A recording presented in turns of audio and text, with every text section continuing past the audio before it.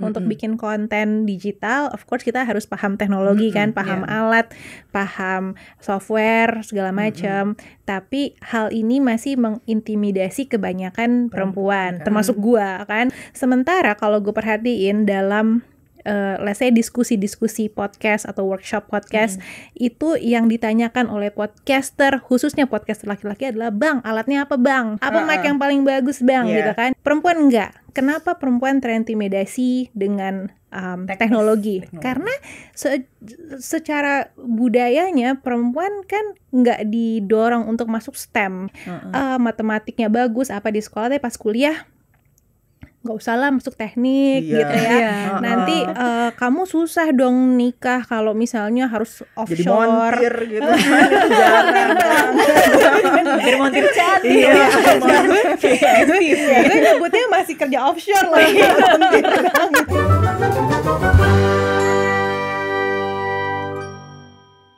Kita dikontak sama satu orang yang lagi menyelesaikan program doktoral gitu ya. Lagi buat disertasi dia soal podcaster perempuan gitu. Menarik ya. Jadi dia lagi ini masih tahap awal ya waktu itu kita jadi diajak ngobrol tentang kami berdua sebagai podcaster perempuan gitu, gimana ya tanya kan sebenarnya profesinya apa sih, ini main job atau enggak gitu kan. Terus ya orang nanya bagi waktunya gimana gitu. Dan itu memang lumayan berkesan sih ketika dia mau, maksudnya langkah bagus juga kan. Kita kan belum, nggak tahu deh, mungkin itu bisa jadi pijakan awal memetakan podcaster perempuan dan mungkin apa dampaknya gitu buat perempuan di Indonesia gitu. Itu paling berkesan sih. Memang belum tahu ya itu judul atau angle-nya nanti kayak apa tuh. Kita setahu itu gue kampus belum. ini? Enggak, itu di Malang. Ya? Malang. Jadi dia ngajar gitu ya, pengajar juga, dan lagi ngelesain S3-nya tuh gitu. Jadi ya dia sendiri apakah juga punya podcast? dia belum Enggak ya sih.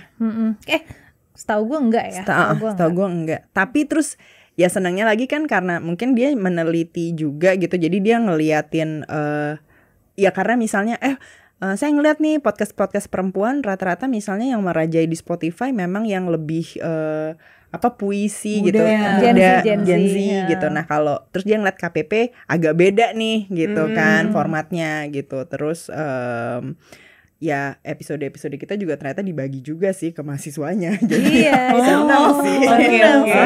Dengerin ya, bagus nih gitu katanya ke mahasiswanya, kayak makasih ya Mbak.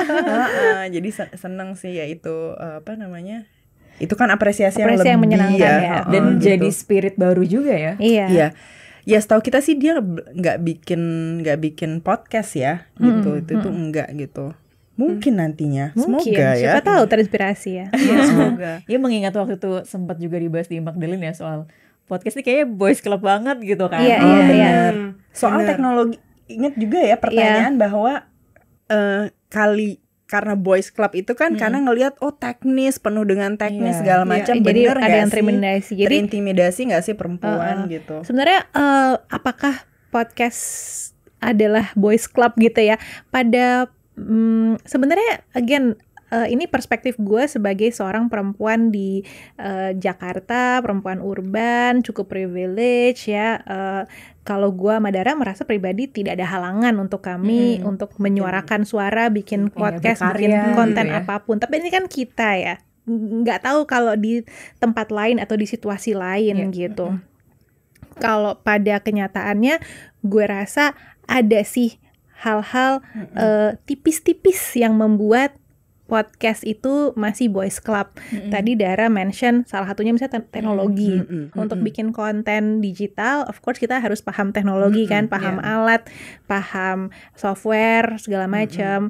Tapi hal ini masih mengintimidasi kebanyakan perempuan, termasuk gua kan. Kalau kita awal juga gitu kan. Awalnya kayak gimana harus start a podcast dengan mic kayak gimana gitu. Sementara kalau gue perhatiin dalam let's say diskusi-diskusi podcast atau workshop podcast, itu yang ditanyakan oleh podcaster, khususnya podcaster laki-laki adalah, bang alatnya apa bang, gitu kan, operasi ini gimana nih, bang gitu ya. apa mic yang paling bagus bang, gitu kan, yang mana it's a valid question, it's a legit question, emang suara harus bersih dong, harus bagus dong kalau bikin podcast. Tapi laki-laki itu mungkin rasanya itu lebih mau terjun ke hal teknis. Perempuan enggak. Kenapa perempuan terintimidasi dengan teknologi? Karena secara budayanya perempuan kan enggak didorong untuk masuk STEM. Anak-anak perempuan gitu ya, maksudnya untuk kalau dilihat sekolah ya, teknik gitu sekolah ya, teknik kan jarang. Iya, untuk ya anak-anak perempuan bisalah di sekolahnya dulu nilai, ya, sekarang mungkin sekarang tahu mungkin ya. udah lebih ini sih, mungkin ya lebih kayak tetap. nilai matematiknya bagus apa di sekolah, tapi pas kuliah nggak usah lah masuk teknik gitu ya. Nanti kamu susah dong nikah kalau misalnya harus jadi offshore. montir gitu. Jarang. Montir cantik. Gue nyebutnya masih kerja offshore lagi. Montir. Ya misalnya ya kerja nambang di mana gitu kan, pertambangan mana, gimana mau berkeluarga, Gimana cari mau suami. berkeluarga? Mungkin itu lebih kental di generasi dulu, tapi generasi sekarang gue masih menemukan kok contoh temen suami gue punya teman, istrinya punya anak, ribet ya. Punya anak. Coba berpikir tapi oke, lanjut.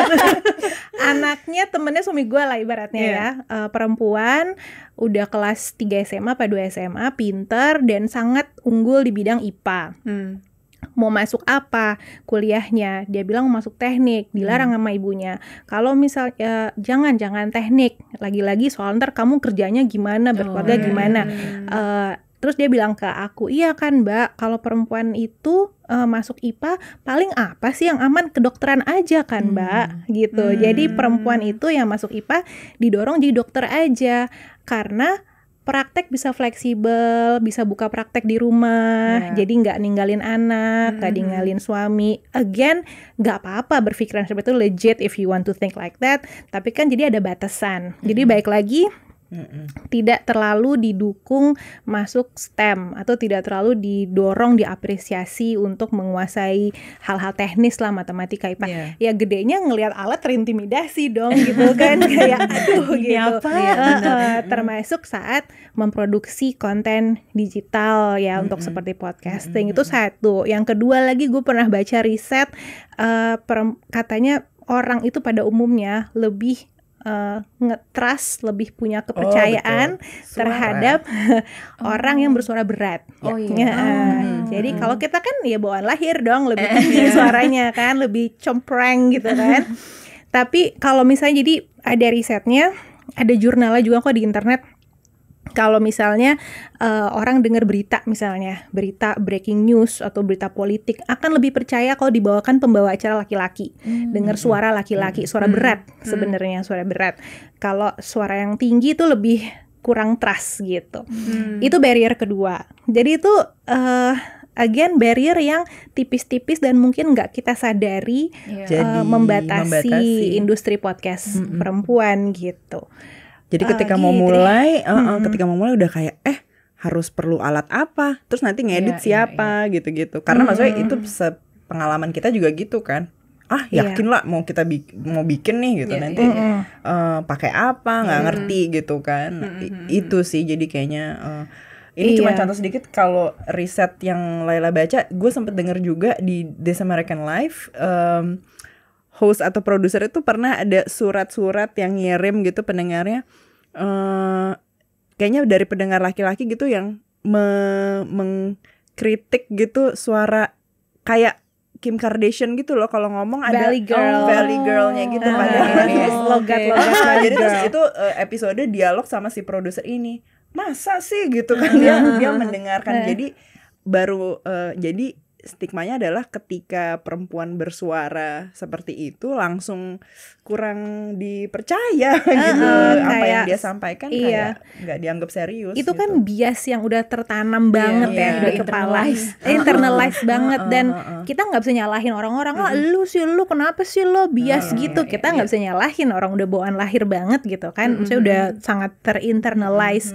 Tapi kan sebenarnya kalau misalnya gue bicara, gue misalnya ahli politik, terus gue bahas soal politik, kalau gue logat gue valley girl, kayak nggak sih lo ya nggak sih, itu nggak meyakinkan gitu ya. Tapi kan kalau omongan gue bener, ya tetap bener dong gitu. Tapi orang akan apa sih? Nah jadi again itu menjadi barrier kali dalam perempuan berkonten. Terus kalau gue pribadi mungkin karena kalau kita bicara soal rating gitu ya, mungkin karena di Spotify ataupun di chart-chart konten lainnya udah yang merajai ya, selain konten-konten perempuan yang apa sih berpuitis-puitis itu juga mungkin ya tongkrongannya laki-laki, jadi udah keset gitu yang didengarkan, yang laku adalah humor yang seperti ini gitu, humor yang laki-laki banget, yang bro gitu.